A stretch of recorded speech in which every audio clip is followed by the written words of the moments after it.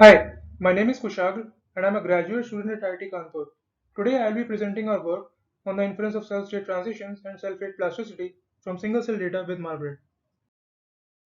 The entire computational framework of our method can be summarized in two parts: dimensionality reduction and trajectory inference. Since working with high-dimensional single-cell RNA sequence data is difficult, we first infer a low-dimensional representation for each cell using an unsupervised metric learning-based approach. Our dimensionality reduction approach also allows us to simultaneously infer cell type clusters. Let's see how. Firstly, we pre-process our single-cell RNA sequence data using commonly used steps like normalization, highly variable gene selection, and initial dimensionality reduction using PCF.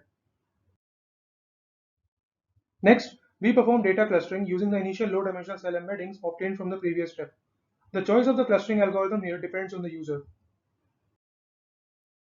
Next, we assign labels to the initial clusters obtained from the last step. Cells within the same initial cluster are assigned the same pseudo-label, while cells belonging to different clusters are assigned different labels.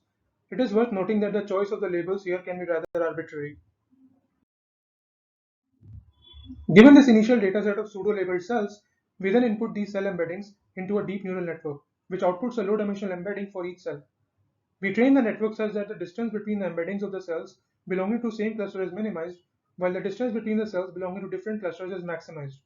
The network is trained for a fixed number of epochs specified by the user. Given this trained network, we then generate embeddings for each cell and then cluster the dataset using the newly obtained cell embeddings instead. This is again followed by pseudo-labeling, and the network is again trained using the same metric learning procedure as described previously. The entire episode is repeated e times, which represents the number of episodes specified by the user. We then utilize the inferred low-dimensional cell state representations obtained from the previous stage for trajectory modeling. Let's see how. Firstly, we compute a KNN graph at the cell level from the low-dimensional cell state representations obtained from the previous stage. The value of k can be here set to a standard value like 20. Next, using the KNN graph obtained from the previous stage, we compute a connectivity matrix, where each element of the matrix represents the connectivity between two clusters. This value is obtained using a novel connectivity measure proposed in our manuscript.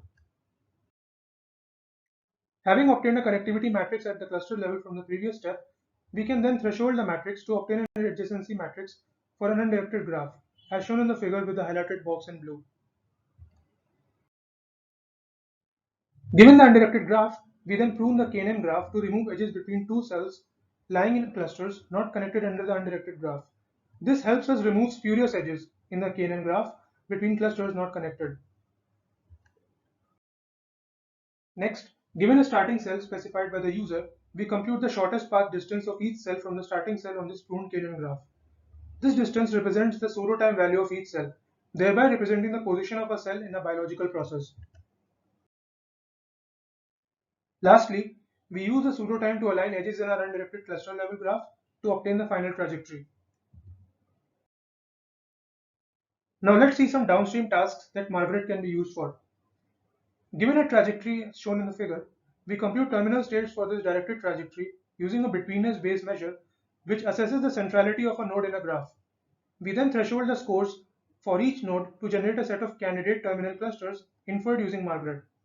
For each terminal cluster, we can then also obtain a terminal cell by selecting a cell within the cluster having the maximum pseudo-time.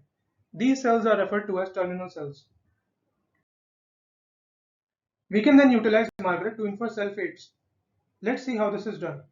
Firstly, we select a set of landmark cells called waypoints among all cells. Given a waypoint set, we compute connectivity matrices between waypoints and terminal cells and between waypoints and other cells. We then multiply the two matrices to obtain a matrix representing the branch probabilities of each cell in the dataset to a terminal cell. These represent cell fates. Finally, the entropy of a branch probabilities of each cell represents the differentiation potential of that cell. Now let's see some results using Margaret. On a suite of simulated and real datasets with gold standard ground truth available, we benchmark the performance of several existing TI methods like Pega, Palantir, VIA, and Monocle 3 against Margaret on two aspects of TI, namely global topology and pseudo-time ordering. In both aspects, Margaret outperformed other existing TI methods. We found that existing TI methods are biased towards a specific trajectory type, while Margaret is able to capture diverse trajectory types effectively. We also applied Margaret to hematopoiesis, which is a well-studied developmental process. Margaret inferred clusters are shown in the highlighted figure in blue. Next, Margaret inferred pseudotime projected on the cell embeddings is shown in the highlighted box. Blue here indicates low pseudotime values, while yellow indicates high pseudotime values. Similarly, Margaret inferred differentiation potential projected on the cell embeddings is shown in the highlighted box. Intuitively, these results make sense because one would expect cells with a lower pseudotime value, which typically are stem cells, to have a higher differentiation potential. To validate the accuracy of our findings, we also visualize some gene trends here across Margaret inferred lineages. For instance, we observed that as pseudotime increases, the expression of the gene CD34 decreases across all Margaret inferred lineages. This is expected since as cells commit towards specific lineages from hematopoietic stem cells, the expression of CD34 decreases, leading to a decreased cell plasticity. For hematopoiesis, Margaret inferred trajectory is visualized here. The inferred terminal states are shown in highlighted nodes. We manually annotated the trajectory by inspecting marker gene expressions in several clusters and found that Margaret accurately infers all lineages and terminal states. Thus, Margaret can accurately uncover major cell types and lineages in real developmental processes. Having validated Margaret on hematopoiesis, we also applied Margaret to colon differentiation. Margaret inferred pseudotime differentiation potential and the trajectory are shown in the slide. In colon differentiation, Margaret accurately inferred the absorptive and the secretory lineages.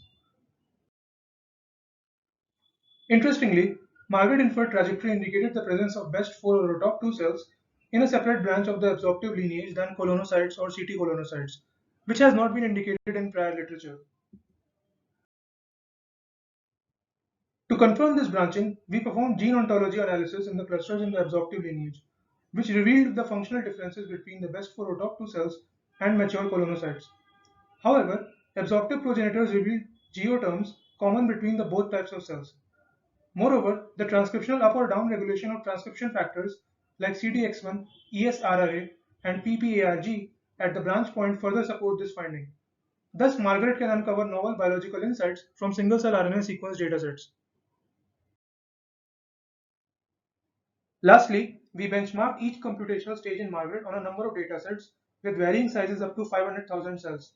The runtime shows that Margaret can scale to large atlas-level single-cell RNA sequence datasets and can be a useful tool for the community for several types of computational tasks in general. Thank you for listening, and if you found this presentation interesting, please check our work which is now published in Nucleic Acids Research. Thank you.